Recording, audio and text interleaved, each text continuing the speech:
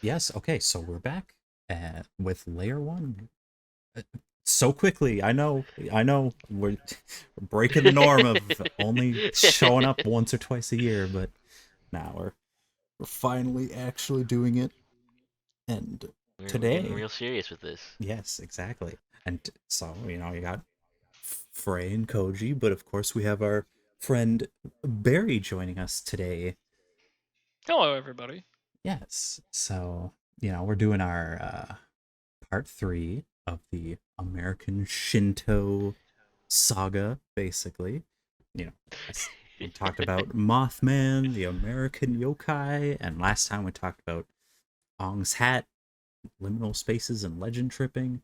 And today we're going to be talking about a great, just fantastic author that led to so many just great stuff in all pop culture and media and shows and just everything. Philip K. Dick himself, the man, the myth, the legend, The absolute lad. the one who he knew, he knows. He's always but yeah.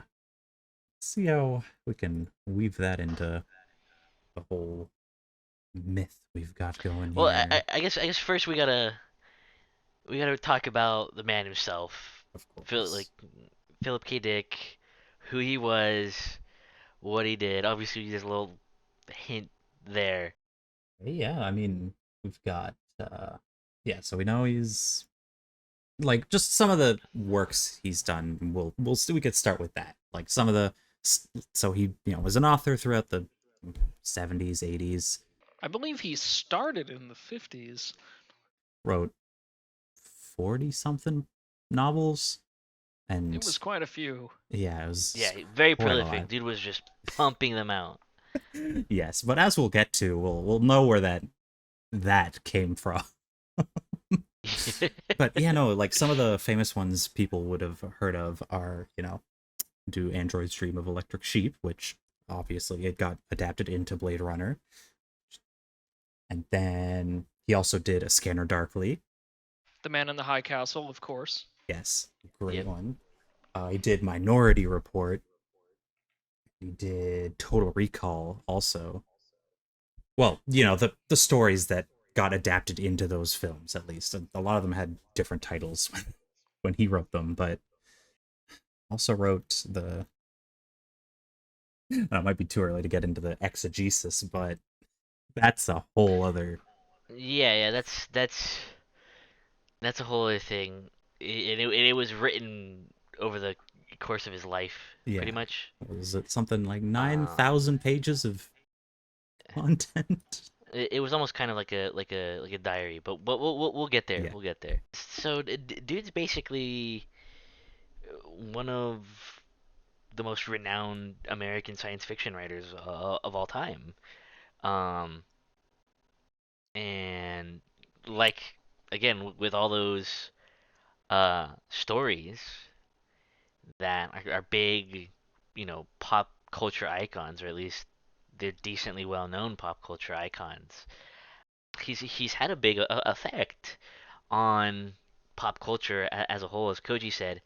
I mean, you could argue that in a way, he kind of he didn't create cyberpunk as a genre, but a lot of his stories are kind of proto cyberpunk. Yeah. Yeah. What they people like to call like tech noir, the predecessor, basically. Yeah, of course, with, you know, Do Androids Dream of Electric Sheep being quite literally a, 1950s noir novel, except, you know, in the far-flung future in, of course, the lovely, lovely garbage dump of Los Angeles. Somehow even worse. Yes. Somehow, yeah, Jesus. Um, but yeah, so I guess one of the things that made his stories kind of different from a lot of the other sci-fi being written at the time or since is kind of, again, they were sci-fi stories, so they were focused on technology and what that could kind of mean for the human experiment experience. Um, he explored a lot of questions in his stories that sci-fi wouldn't really start getting to in the mainstream at least until long after him. Questions of reality, perception, identity, human nature, um, altered states of consciousness, all that kind of stuff.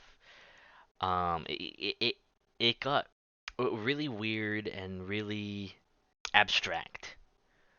I guess you could say, but much like Cyberpunk would later do, he was still able to kind of capture a zeitgeist in these stories, and I think that's really part of what made him so prolific. That's why people like his stuff. Is it's not just cool and weird and abstract, but when you read his stories, you're just like, oh yeah, real. Yeah.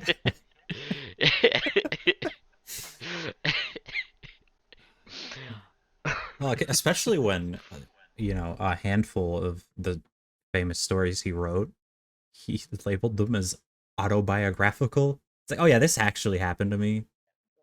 Did he really? I never knew that. Yeah, they're pseudo Oh yeah, autobiographical. pseudo autobiographical, but still, with him as a character in a lot of his stories. Yeah, yeah. So he would include either literally himself or a character that's basically him. Um,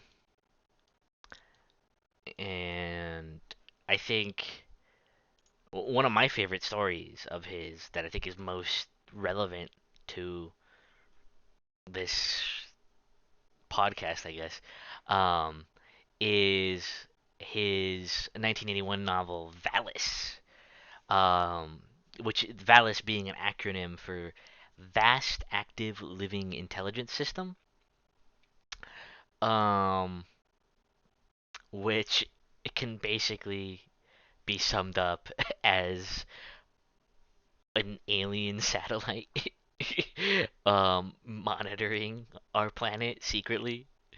Um, and the story is this whole crazy romp um, where he gets beamed information by this pink light from the satellite, and he just starts uncovering this crazy conspiracy because of it.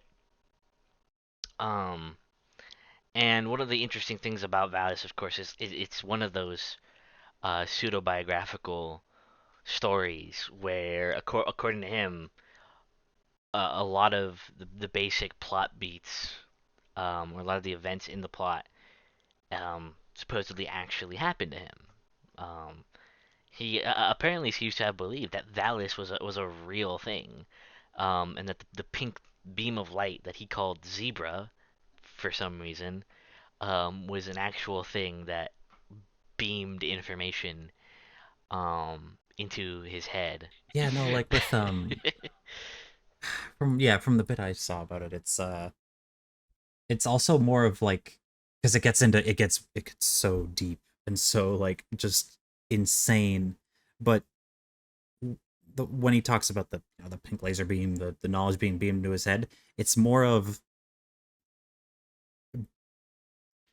the Gnostic idea of like getting your like forgetfulness removed so you can like access the shared like collective unconscious, and just so it's like, he remembered everything, now he just like get rid of the barrier, and now he just has access to like ancestral Yeah, yeah, memory. yeah. Yeah, Valis is his kind of pseudo Gnostic conception of God, basically. Um, yeah, it's in that sense where this thing Valis ostensibly it works kind of in that sense where it is the source of what is called gnosis, where you just kind of know things. Think of I saw it. It came to me in a dream memes, Yes. that kind of stuff where you just kind of know something to be true without any real rational explanation or knowledge behind it. The whole story goes. It really becomes this whole quest to find this kind of Gnostic Messiah, to find like the reincarnation of Sophia from Gnosticism. So the whole thing is really, despite kind of how it sounds on its face, it's really a religious story. It's explicitly about religion. It just kind of has this weird sci-fi veneer over it, which Dick was want to do. And if I'm not mistaken, kind of inherently with the whole pseudo Gnostic representation of God coming in the Alice, he almost looked to the stars as kind of the initial creator of humanity. Like if there is a higher power out there, it is more likely than not some form of extremely evolved life, be that either, you know, organic or in the form of phallus, artificial, because it's essentially a giant robot satellite. Um, which at the time in the book printed, I believe, so it was published in 1981, Yeah. but I think he started writing it in in the 70s, I believe, in the He 70s. And might at have, that yeah. time, that sort of idea didn't really exist outside of extremely niche circles. He was one of the first authors to bring that sort of concept to a broader audience and really kind of introduce the kind of schizoid psychedelia of of that sort of greater genre to the general public, which I think did a lot of good and questionably good things to literature as a whole, but net positive overall, of course. An extreme net positive in my opinion. Yeah, no, I mean, speaking of that, I mean, technically the main character himself in Valis has schizophrenia. He has a personality split. Yes, he does have a dissociative identity disorder, and that's one of the interesting things about this story and Dick himself, because at the end of the story, Dick basically says about the story and really himself and his own experiences that like maybe it was real, but he also acknowledges that he could just like be going insane Mm. or have been like tripping balls. Like those were very real possibilities. So it's just like maybe there is no Valis really. Maybe there wasn't a pink beam. Maybe I was losing my mind or just high as hell. And so there is that kind of like self-awareness of like this is fucking crazy. But I think what mattered to him, it didn't matter whether it was true or not to him. What mattered was kind of what he gained from that experience, what he learned from it, how it changed his worldview, made him see the world. Um, and that I think is really important there. It goes along with what Koji and I said in our last episode. Um, and I think is very it's something that I think is important to keep in mind today. Um, there's this concept in um, these kind of circles of like weird fiction and kind of schizophrenic pseudo gnostic stuff.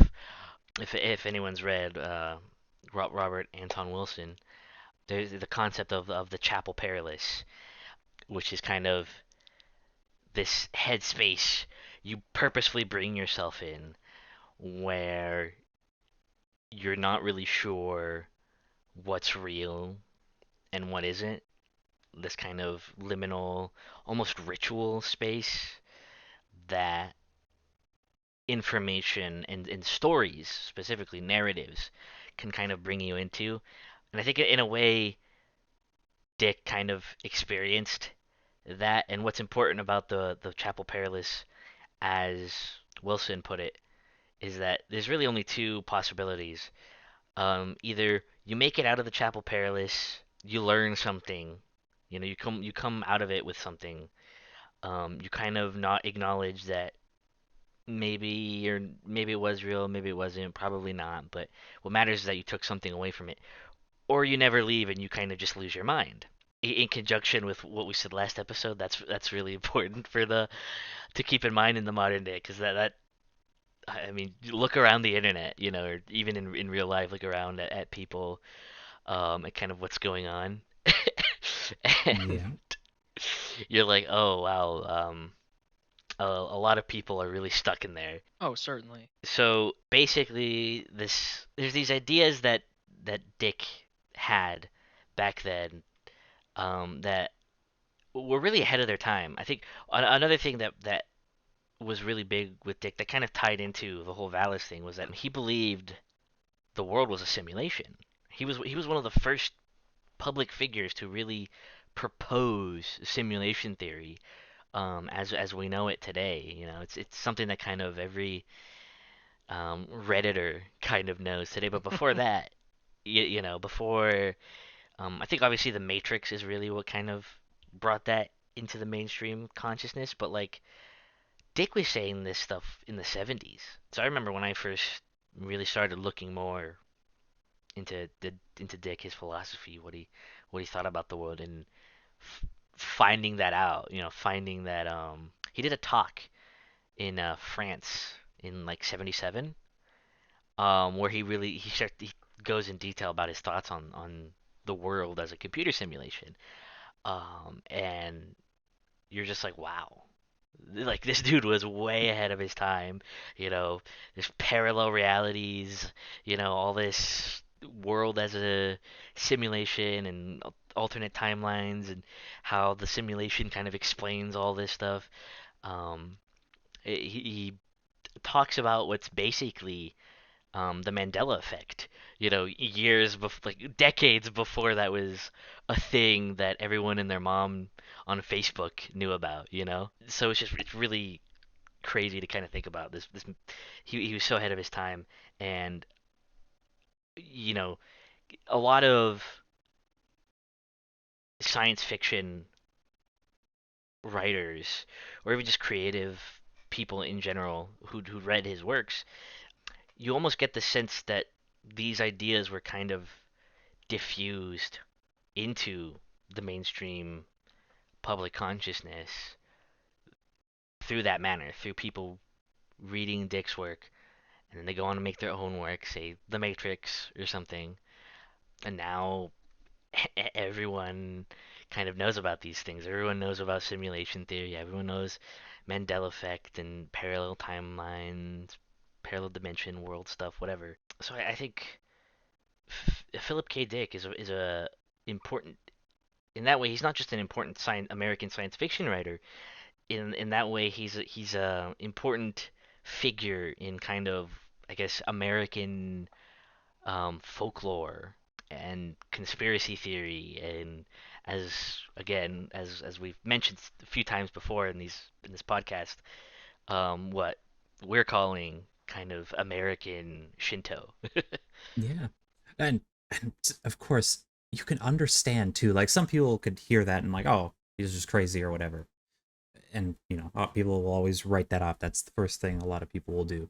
But when you go through his experiences that led him to like start, changing his beliefs towards these sorts of topics. Like, like it all started with like, oh, after some dental surgery and, waiting for medication to be delivered, someone comes to the door and that's the first instance of him seeing the funny pink laser beam getting just because of how the light like bounced off of like the delivery girl's necklace, and then he just started seeing like visions and stuff. It started from there. And the girl's necklace was what's I forget what the actual name is, but it was the Jesus fish too, Yeah, which he also took as Oh a yeah. sign. yeah. And so it started with, it may have started earlier because but like for that, like that's like one of the big ones that hit him, and that's what led to inspire Valis. But also with some of the other things, he had instances of where, so for one of the novels he wrote, and part of the novel was Flow My Tears, the Policeman. um so he wrote it and published it or whatever, and then sometime later he started encountering people and things that were basically just characters from the book, that like apparently it was like one of the fastest books he wrote because it just came to him as all good things do. And sometime later he meets a lady who happens to have the same name as the main character from part of the book. It might be like different chapters or whatever, but and then he meets her. It's like, oh, that's weird. But then as he like gets to know her and things, it starts lining up like extremely with what he wrote, to the point of like she was having some affair with like a police commissioner, and he was going to a restaurant with her in real life, and or a bar or something, and then she had to stop, and he's like, I can't go in there, I'm having an affair with the police commissioner. And he's just like, uh like from, like in like now he's remembering like from the book he wrote before of like this exact like plot playing out. And that's then it led to him going to see a priest to talk about it. That's one of the little things where he started, it started dipping into religion a lot. And the priest pointed him toward the book of Acts, which is basically what his story was kind of like an adaptation of, but he had never read that part of the Bible, or if he even read the Bible at all at that point, who knows? But specifically that book. And then that's where he started going down like this rabbit hole of like Gnosticism and just insanity. Well, and that's another interesting thing. Anyone who whatever area of the internet, whether it be TikTok or 4chan's X, if you know your kind of like magic circles, you know about manifesting, as everyone knows now, manifesting, or chaos magic. Um, for anyone who's read Libra Null, um, you have chaos magic. I think this also inspired this very story inspired what's his name, Grant Morrison's concept of the hyper sigil, Mhm. which is where we get and it's because of that we get stories like the Invisibles, which is just fictional work as magical construct that brings itself into reality. Your thoughts kind of like influencing reality, influencing the simulation as he saw it, and that leads to later on in internet culture you get the conception of meme magic. If anyone remembers when that was a thing, the again this funny silly concept of our memes are affecting reality, they're becoming real. You all of this really starts with Philip K. Dick. Of course, you have antecedents to that in these kind of magical spheres. A lot of this also kind of sounds like Jack Parsons and his Babylon working, that kind of stuff. Bringing in this kind of seductive female figure into existence. It very much rings of that story also. And so in this way, you have this weird.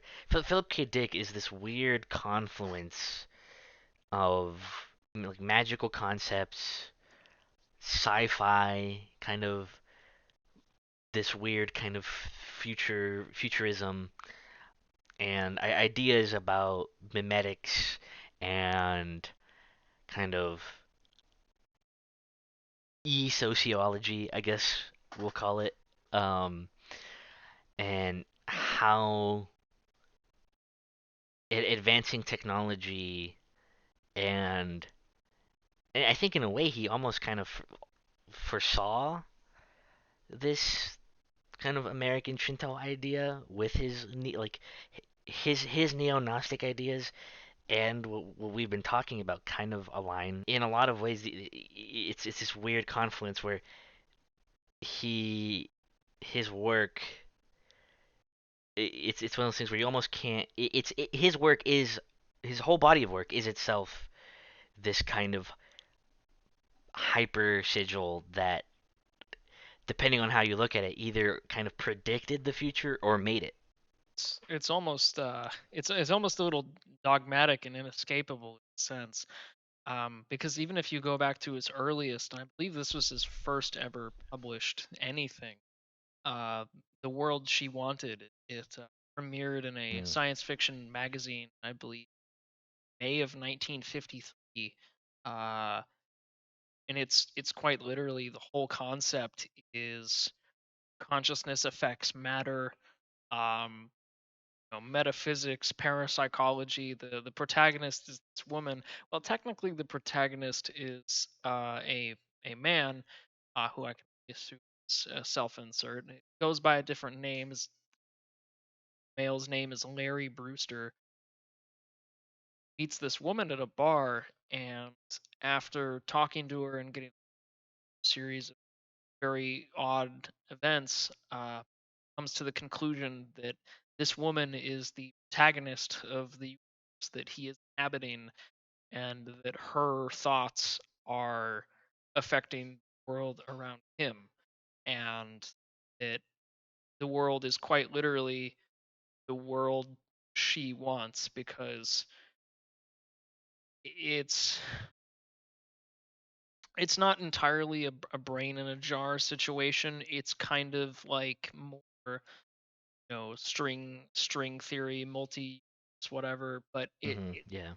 it's interesting because we're not viewing the story through the eyes of the protagonist of that universe. We're viewing the Yeah. story through the eyes of what is effectively an NPC who has a consciousness of his own.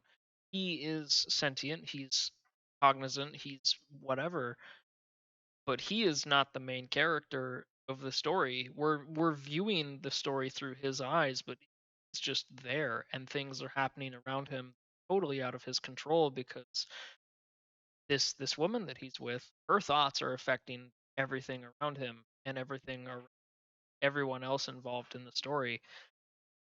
And it kind of, I hate to be that guy and bring parapsychology into the discussion, but it reminds me of the whole, consciousness affects matter theory brought up by Dr. Dean Radin, which a lot of people consider very controversial, but was a parapsychologist and metaphysicist who is actually one of the rumored chief scientists on Project Stargate, which was Ooh. military's psychic espionage program in the 70s and 60s.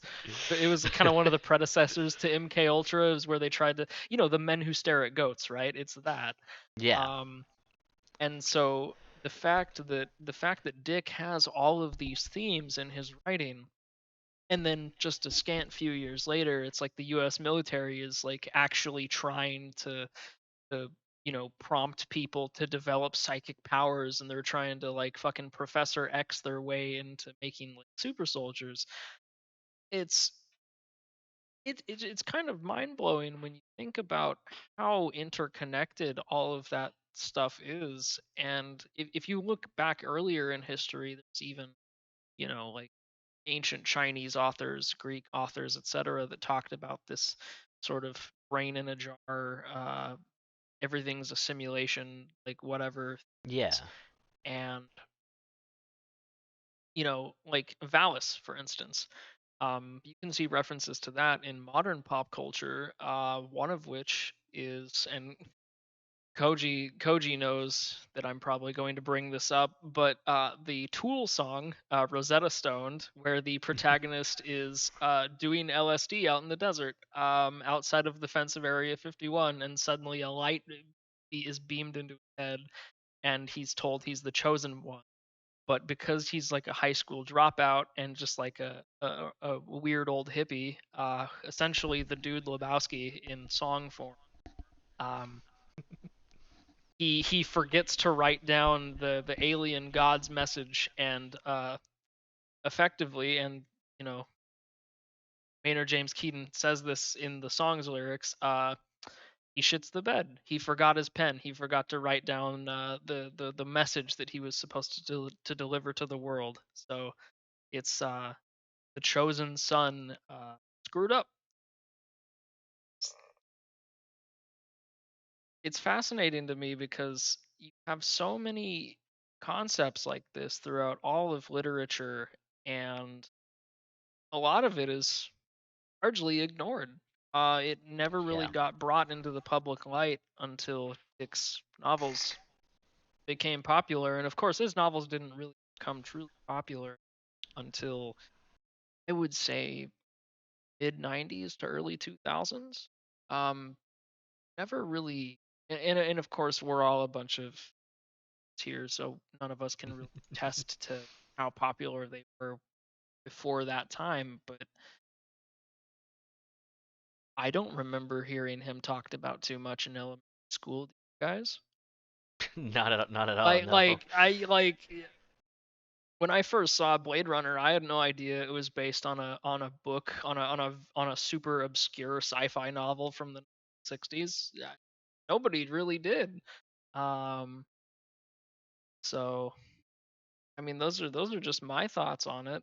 How interconnected everything is, how far it goes back. Because Lord, does that rabbit hole goes kind of deep when you really look into it. Oh yeah, yeah. It goes super deep. Again, he's this confluence of all these ideas that, again, they're not really new. Like, yeah, you're right. You see this a lot in like old, magical traditions, whether it's newer stuff like kind of Thelema and Aleister Crowley's whole deal, or just back to ancient, going back to fucking Hermes Trismegistus, um, various religions and mythologies and folklore. Um, but Dick really kind of repackaged it all for the modern day. I think that's what makes him so special in that regard. Is he was the guy who took all these ideas, consciously or not. Sometimes you kind of think about all these connections and how it's almost like a conspiracy board of everything being connected to Dick in a kind of conceptual way. And you almost want to believe that, like, damn, maybe he did get all this information beamed into him by a pink alien beam. Like that's like it's yeah, real. I believe it. Yeah. Ray, are you saying that Philip K. Dick was the first literally me protagonist? Is that what you're Yes, telling me? correct. Yeah. Oh my gosh. Yeah, no, with things uh, being beamed into his head, because most of his stuff was, but um Man in the High Castle. It's like, oh, everyone thinks, oh, cool, funny alternate history thing. Not that, everyone is like, oh, the show, you mean? Like, that's, where a lot of people started hearing about it. But um the fact that he admits that it's like, oh, it wasn't like, oh, creative thing. He just had visions of another timeline and was just like, oh, I need to write about this. Could relate, Real. honestly. Yeah, it's interesting how he has kind of he has a history of these visions, where he kind of gets glimpses of the reality of the universe, how it all really works, what's really going on, and that kind of stuff. But then it's almost kind of funny because he's just like, I'm just gonna write a story about Yeah, what else can he do? it. Well, yeah, yeah, but it's almost the this idea is interesting to me because it's almost like this concept of metaphysical truths being brought to public awareness through fiction. Um, it reminds me of other kind of American Shinto adjacent type stuff. It particularly reminds me of the Montauk Project. If any of you guys know about that, there's in the kind of lore of the Montauk Project. Um, there's the so there's this whole controversy with the story of the Montauk Project because a huge part of the lore is basically a ripoff of the 1970s movie The Philadelphia Experiment, um, based on the real kind of conspiracy theory urban legend of the same name. But the movie kind of tells its own story. There's this weird um, time travel element where the main characters get sent to the future, to the 80s, because the experiment takes place in the 40s, and there's a lot of this, a lot of that is in the Montauk Project lore, um, and people kind of noticed that, and the kind of excuse was that, oh well, like the writers were like were like gnostically kind of tapping into their memories of the Philadelphia experiment because they were they must have secretly been part of it, or something, and they were kind of tapping into this knowledge through these kind of like weird mystical sci-fi means, um and well, obviously I don't believe that. I think they just ripped off the 1984 movie, um but that is an idea that it's very real in like the new age movement and all that stuff. Um, but you almost kind of see that with Dick, but like more believable and real. He's kind of he is ostensibly claiming that's what happens.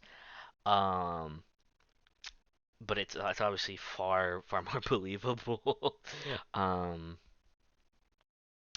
but that idea in and of itself is a fascinating one to me. This idea of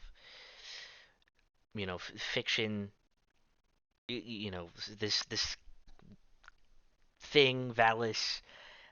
It's almost you get the sense like Dick was like Valis's prophet or something. Like it was using him to tell the world these things about the fabric of the universe through these fictional stories. And that kind of makes you think about other you get into the whole kind of religious argument, and debate, and I think that's kind of in a way I think that's kind of what Dick was trying to get to and also around is that again, fiction or not, it doesn't matter what if the stories are true. What matters is what it's trying to convey. That's the most important part that people kind of in a way, I almost kind of think he was trying to tell people that, like, hey, like, stop focusing on like the details of like, oh, did this really happen? Like, is this actually possible? Like, that doesn't matter. Like, ignore Mhm. that. What is this story trying to tell you? What is it trying to make you learn about the real world in a way that you really couldn't through material scientific means? Um, and so I think that's also part of this whole American Shinto thing is that we've been getting at before a little bit. We've kind of been mentioning it here or there, especially so last episode, with the story of Long's Hat, which is a completely fake story. The creator, has come out and said so. And again, I think even Joseph Matheny would agree that like it, to some extent, yes, you're kind of crazy if you think it's real, but like to some extent, it's also what is this kind of doing for you. I think that's more important than the reality of the story. And this is the case with a lot of these American Shinto topics. Like, did a giant black red-eyed Mothman actually, terrorize this West Virginian town in the Oh, 60s? absolutely, absolutely, Real, yes, Yeah, 100%. but that did. It did happen. 100% real. But what's important is that people believe it. That's kind of what's Yeah, at the crux of this whole yeah. thing. Basically Um, pointing at the whole again, how we ended before, but the truth is out there. Like just like there's more to it than what you're experiencing. yes, yes. The two sacred commandments, I guess, of American Shinto. The truth is out there, and I want to believe. And of course, if we are looking and comparing it to Japanese Shinto, with it being uh, effectively your belief in something makes it real. So if you believe, object X has a spirit or a deity associated with it, uh, that essentially manifests it into reality. Like the the weird stone you found in the river god, that sort of thing. Um, with these American Shinto stories like Mothman, like even the Montauk stories, um, which I just read the synopsis on while you were talking about it.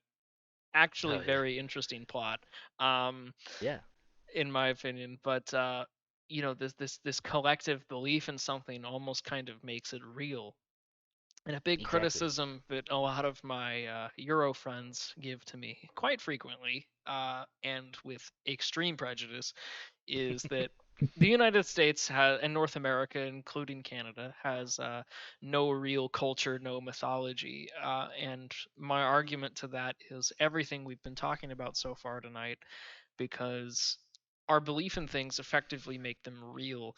I'm not going to dox myself on the podcast, of course, but you two both know where I was born and raised, and how Yeah. it's like, you've got the funny cave system that I've mentioned before that I'm not going to give the name of. You've got Bigfoot. The Bigfoot thing where I grew up is huge. Like, hearing samurai chatter in the woods is like reported on a weekly basis by hunters in the area. Hmm. Um, and whether or not it exists or not, the fact that you have such a high population believing in it, its physical existence is almost moot at that point, because you have such a big collective consciousness belief in something. Like, it doesn't matter if it's physically there or not, because it's there in people's minds. Just my thoughts, which, I mean, I guess you could also kind of sneak that over, like, the more Reddit tier types could also kind of make that argument for, you know organized world religion as well. But I'm not gonna. I think that's a topic for another episode, probably. um, Yeah, we won't get into uh yeah, we'll, that. we'll get Yeah. into that next time, or several next times. Right. Yeah, yeah, yeah. No, yeah, I 100%, I 100% agree. I think that's part of why I've kind of been wanting to be talking about and kind of coming up with this American Shinto theory, because I think I have also noticed that is that people from outside America kind of will say crap like that, and it's just like, nah, man, like, it's just our stuff is new. It's new, and of course you have the problem, that a lot of the time this stuff gets commercialized, so it doesn't feel a lot of the times like the mythologies of the old world, um, because they had centuries, thousands of years, even of not having this kind of plastic consumerist veneer adjacent to them. But like you like genuinely, America does have this fascinating folklore, this culture around. There's nothing more uniquely American than Area 51 and Roswell and Mothman and Bigfoot and all this other stuff we've been talking about. Um, it's just so when people say stuff like that, I'm just like, no, you're so he doesn't know, you know? Yeah, does he Yeah. know? Yeah, exactly. Does he know? He Does he doesn't know? know. No. He doesn't Don't. know. And I think it's very sad because you even see plenty of Americans who think like that and then really don't realize um what they have. And I think one of the things, a lot of this time is a lot of times stuff like this kind of just gets forgotten by people. You like in our American yokai episode, I think we brought up, much lesser known cryptids that and beings and stuff, like the red ghost of Arizona, the various fearsome critters, like the squonk or the snollygoster or all these weird little creatures and cryptids that are out there that are part of people's local folklore and legends that really make up America in a way that I don't think people um, here or abroad appreciate as much as they really ought to be. Um, and I think part of that also includes, gotta talk about it, is um, I've always said it for years. Conspiracy theory is part of American folklore. It's uniquely American folklore, so much 100%. of the time. Yeah. Yeah. And of course, in recent years, you've kind of had this war on conspiracy theory. So there's this whole kind of section of um, American folklore and mythology that is actively being kind of like, oh, if you talk about this, you're this bad person. And don't get me wrong, there are crazy fucking people out there. Um, but I mean, again, you look at the story of the Montauk Project or the Philadelphia experiments or other conspiracy theories like HARP or Project Pegasus and um, the Monarch Project, all this stuff, all this wacky stuff. It is um, it is a cornerstone of American myth and folklore. I think people really ought to acknowledge that more too, because again, when people legend trip to Camp Hero in Montauk, New York, where the Montauk Project is supposed to have happened, they go to the abandoned radio tower there, like it's like almost like some kind of sacred space or shrine that you have to go to if you're part of this kind of whole deal, I guess. If you're into that stuff. Same with, as we also talked about last episode, the black mailbox. This other locale. That's a big part of kind of UFO, alien, conspiracy, Men in Black lore. Um, so I think we're really losing a lot if we kind of try to stamp that out. I part of me kind of understands, but part of me also really doesn't. It's like, come on, we gotta. That's important. That's really important Yeah. too. And I think again, talking about Philip K. Dick, you do get a lot of. I think the folklore of America that does line up the most with Philip K. Dick, his philosophy and his beliefs is this conspiracy stuff. A lot of it is time warps and travel and alternate dimensions and aliens and mind control and all this stuff. You get that in Dick the most. That's it's all there. Um, and so again, yes, you have the people who can get lost in the Chapel Perilous, but that doesn't mean the stories, the things in and of themselves aren't valuable either. Well, and I would like to point out, if we're talking about the proliferation of those ideas in both pop culture and the roots of American culture, um, Dick's novel Ubik, for instance, which Mm. is about, it's an alternate future of 1992 where psychic powers are used by corpos effectively for corporate espionage, and America has a colony on the moon where it oversees the planet, etc., etc. And then the novel was produced in 1969.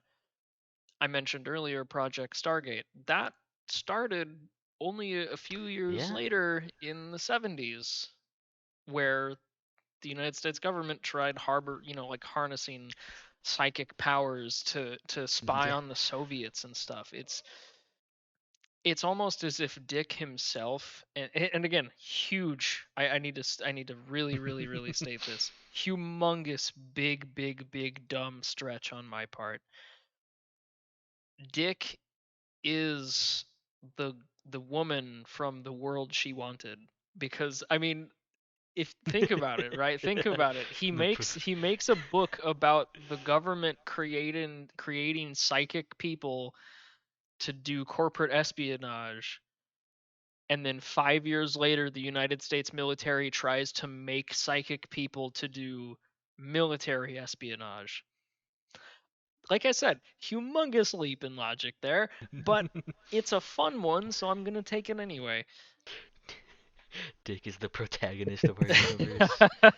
Damn, Yeah, that's that crazy. funny enough I that believe that it. kind of lines up with Minority Report. Also similar, It does, yeah. same thing. It's like, oh, the police are using people who can see the future to stop crime before it happens. And that's essentially what that's I mean, it's not essentially, but it kind of relates to a Scanner Darkly, just instead of psychic abilities, it's like, insane Big Brother technology, and the use of covertly distributed psychedelics, which obviously mirrors the very lovely Reagan era distribution of cocaine. Not to bring that into the subject or anything, but Scanner Darkly featured that very heavily, with the government having massive, massive, massive, like CCTV everywhere, effectively, to the point where like even flies were cameras. And then of course you've got the drug, the hallucinogen in the book that all of the various characters are on. And I haven't read the original book of A Scanner Darkly. Admittedly, I'm a bit too much of a zoomer for that. I've only seen the Keanu Reeves movie, but if it's anything like if the source is anything like the movie, it doesn't end very well for our protagonist. He ends up in a psych ward for the rest of his life for trying to get to the bottom of the mystery. And so it's very it's kind of it's pretty depressing to think about. And it's also another one of those pseudo autobiographical ones. Is it really? Yeah, Oh which my goodness. Oh, I didn't know that. yeah, Oh yeah. no. Which character is he supposed to be in Scanner Darkly? Whether there is a self-insert or just his experiences of like Yeah, what drug culture in the 70s. Well, fair enough. yeah. It's based on not really, as far as I could tell, not anything in particular, just what it was like back then, apparently. Okay. Yeah. Dick said in an Which, interview, jeez, everything in a Scanner Darkly I actually saw. It's like, yeah, Oh, I, that's frightening. that's it's horrific. Yeah, That's that's very upsetting to hear. Um, that's that's a that's a rough time he had. gosh, yeah, what a life. He lived every one of his novels just back to yeah. back. Real. Need me that kind of inspiration, please. Did good old Phil ever admit to heavy psychedelic use in the 60s and 70s? I mean, that's Oh when yeah, the, yeah. the Grateful Dead were touring all over the country then. So I mean, Yeah, Uh, he totally did. He totally did. He admitted that himself. That's why okay. with Valis and all the stuff surrounding that, he's just like, yeah, it could have been real, but I also could have been just tripping balls. It's like, Yeah, well, okay. I mean, that's t- considering that half of, if not over half of the creative things that Koji and I come up with are usually conceived when we are on the moon. Um, I I can relate to that on a very personal level. Yeah, sometimes it just comes to you. It just gets the pink laser happens in real It, life. it it does just come to you. It does just come to you. Dear FBI, I live in a state where that is legal, and Koji is in Canada where it is legal. Please don't come to my house. They're gonna do it. They're gonna Oh do my it. gosh. Man, just the whole concept of him, I guess we can, yeah, like lean more into just touching on exegesis and his Yeah. many visions of the future.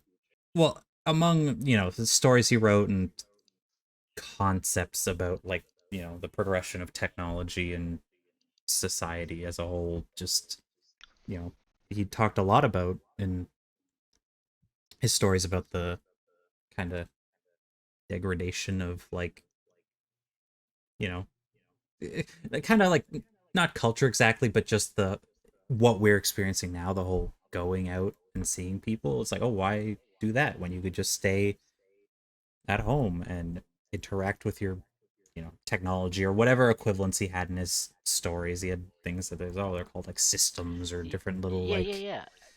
yeah. A lot of, in a way, you could say his stories, his whole bibliography was about how advancing technology and corrupt social systems were degrading the human soul. And effectively replacing God with machines. Yeah, yeah, Yeah, yeah. In a certain sense, I think Dick was kind of, I don't know how to put it. I guess the kind of a part of me wants to say that he almost was kind of with Nietzsche on the whole God is dead thing, and I think his fiction and his concept of Valis was a way to kind of revive God in a way. yeah.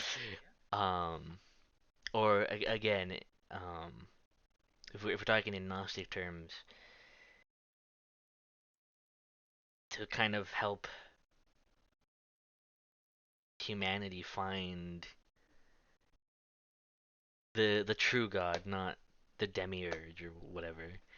In a sense, you could say that Phil's conception of well, in fact, yeah, Phil's conception of the demiurge was what he called the Black Iron Prison. You get this. I think he describes it in an excerpt in Valis, I believe, where he envisions this thing called the Black Iron Prison. He describes it. He says, imagine if you superimpose the past, such as ancient Rome, over the present, California in the 20th century, and superimpose the future world of the android Crimea River over that, you get what he called the Empire, or the supra or trans-temporal constant. Everyone who had ever lived was literally surrounded by the iron walls of the prison. They were all inside of it, and none of them knew it. So it's basically the demiurge as all-encompassing atemporal, retrotemporal prison structure that all of humanity was trapped inside. And in a way, you could say his fiction was trying to get a glimpse beyond that, beyond the Black Iron Prison, and maybe help people do that too. Prison Planet. Yeah, Mm, yeah, he literally was a yeah. That's another thing that it's like, whoa, he was so ahead of his time. He was a yeah, believer in Prison Planet. yeah. Oh Now, man. not to just a little brief brief little snippet of a tangent, not to overstep you two or anything, but You're as good. It's all a good. short little teaser for a future episode, do you think Valis could have been a communication to Dick from the Black Knight satellite? Well, Because Hmm. if you look at the cover art for the book Valis, it is shaped a certain kind of way. well, now you're actually teasing not the next episode, but the episode after the next episode. Yes. Speaking of We foreknowledge, did Valis beam this information to you, Barry? How did I you was know? just I was just looking at the cover art for Valis, and I was looking at the satellite depicted on the cover, and I was like, that's a that's shaped a certain kind of way. That's kind of interesting. What did he mean by Yeah. this? Yes. So the episode after the next, I'll just say this now. Um, for any of our listeners who are visual novel enjoyers, Oh boy. um, we're going to be talking about the recently released visual novel Anonymous Code, the latest entry in the science adventure series, which, for any of you who know Steins Gate, very famous anime visual novel, it's part of that series. Um, one of the central concepts in this visual novel is the Black Knight satellite, and a lot of it. I realized this the other day, and this is why we're going to do the episode on it. A lot of the plot, a lot of the story, very Dickian. I'll Oh say that. dear. I'll just say that. immensely. Very Dickian. It caught me off guard. It surprised me so much. It's also part of the reason we're doing this episode uh, now, because it made me realize, wow, I don't know if the people behind that in Japan were directly inspired by Dick and Valis, but I read it. Anyone who knows about anything about Steins Gate and its lore, it's that's part of this too. So it's all so. It's not just the Black Knight satellite and Valis. It's all these other Dickian ideas in this story, in this fictional universe. It made me realize, whoa, this is the impact. This is how far these ideas have spread in the modern day, where you're literally getting this visual novel from Japan with all these Dickian concepts and stories, and it explores them and the philosophy behind that a bit. So here we are today. So what you're telling me is I have an immense amount of anime themed homework to do between now and then. I Yes. see. Okay. I'll Has get to started on read the that. entire science adventure series in like Jesus 2 weeks. Oh my Oh god. my God, Nah, 2 weeks. You guys wanna? I'm kidding. Of course, it's Yeah, I'm fucking with well, you. But yeah, so that'll also be our Black Knight episode, but yes, obviously. Okay. it that's just a Far out. prominent figure in everything now. That's the Yeah. background. Like, It'll be our Black Knight episode. It'll also be our Nikola Tesla episode, in a way. Ooh. In a way. yes. Okay. I'm looking forward to that. I have some.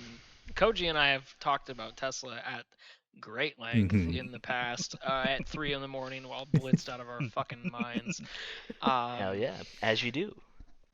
Uh, Not only is he important to the story of the Black Knight satellite, but also the story of Anonymous Code, and really that whole series. And that's he's also in that sense he's also important to American Shinto in a lot of ways, because anyone who knows the science adventure series also knows it's very the whole concept is basically each entry deals with all these weird concepts and conspiracy theories. So the main villain of the whole series is literally the Illuminati. If that tells you anything, anyone who knows conspiracy theories, a lot of the time, if you trace the thread back, it goes back to Tesla. Like almost every time, whether it's time travel conspiracies, alternate dimensions, Black Knight, aliens, ghosts, all these conspiracy theories and stories and urban legends and folklore. You get Tesla at the center of them too. He's another very important figure Mm. in this. So yeah, Philip K. Dick, An schizophrenic actual prophet. yeah, a prophet of our time, or a little before our time, That's but that's frightening that Dick is a modern day prophet. yeah. Well, because I mean, yeah. Again, there's so many visions. It's like impossible to go into all of them in 9,000 pages of the exegesis. But he also foresaw his own death, like exactly as it occurred, like for real, which is Jesus, so that's ominous. But he didn't know it horrifying. was him. I think from the context I saw from it, it's just he saw in one of his many visions. He saw just a man dead, like you know, in the living room, like face down between the coffee table and a couch or whatever. That's some Lake Mungo shit. Yeah, That's that's horrifying. that's how they found him in real life when he passed away. Hmm. That's exactly how they found him. And it's just like, oh wow, that's horrifying. I'd piss myself if I saw that. If I I saw my mean, own fucking well, if you corpse. don't know it's yourself, maybe Okay, you wouldn't be as like it's worried. it's It's still just like, piss your pants yeah, worthy it's though. like, oh, You're just like, that's holy, what is this ominous. stranger doing in my couch dead? Really makes me unsettled given some of the dreams I have. Personally, little spooky. Uh,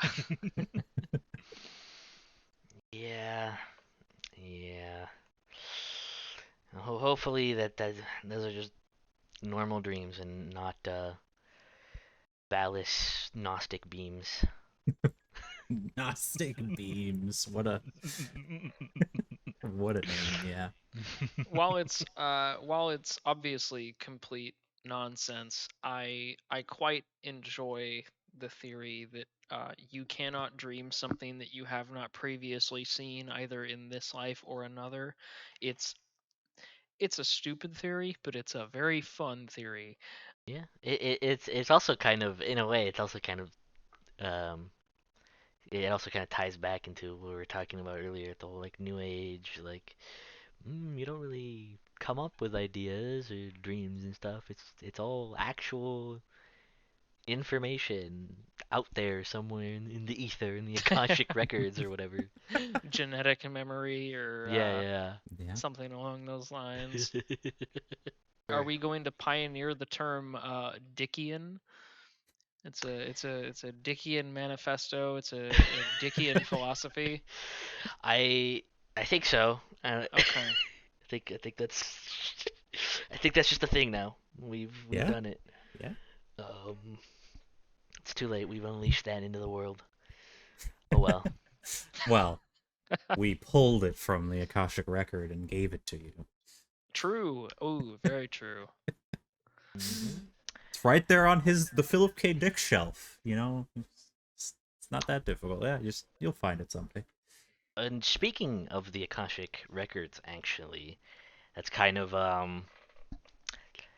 that's kind of a lead it into what we'll be talking about next episode. In a way, another key thing to my American Shinto theory, which is we're gonna be getting into something not really Akashic records, but an idea that I think is kind of increasingly at, from my perspective at least, looking at this whole American Shinto thing, is at the kind of core or center of this American Shinto concept. It's a developing kind of thing that it has, again, if the hint toward the Akashic records is any indication, it's a thing that's kind of been in the background in history, I guess, and in thought, in public thought. Um, but you're not really you haven't. It's only lately that you've seen it develop into something kind of more than just this funny little idea. Um, that's all I'll say for now. Yeah. Well, I would like to add. just quickly, the Akashic records, and this is gonna be a little soylent of me to say, but the idea, the theory that every event, every thought, every action, uh, throughout all of existence, in this universe and others, is encoded into the like vibrationality of space and time is I feel like there have been, a few, just a couple sci-fi movies. Maybe you've heard of them, maybe you haven't. I don't know. Made by an indie filmmaker by the name of George Lucas. It references that just a little tiny bit. It's funny because if you ask people, like, if you say what are the Akashic records, no one's gonna know the answer to that. But if you ask someone what's the Force, they're gonna be able to talk about it for fucking hours. It's an idea that bleeds into modern culture, whether people want it there or not. Well, and to cap it all off in a way that ties back to Dick too. When you think about it, if you ask people today what about the Akashic records, or the Force, they're kind of like, yeah, it's cool in concept, but that's just a silly little idea. It's just a silly concept. It's just this old mystical idea that is cool for movies and stories, but it's not real. To that I say, the idea of everything being everything that's ever happened is happening, will happen, all knowledge being encoded, let's say, into the universe, multiverse, whatever, very makes sense if Dick is right and we are in a simulation. That, That's a very good point. Just just be saying. accessing the machine above and the stored memories of it. Oh dear. You're just reading the code. Um, but yeah, this has been, I don't know, Philip K. Dick and the world of weirdness he revealed to us all in a way. Um, Yeah. hope you can break out of the Black Iron prison with us. Yes, please. We must make an escape. Raid Good the luck, Akashic everybody. records. All right. Yep. Peace out, people. Good night, everyone. Bye. Stay noited.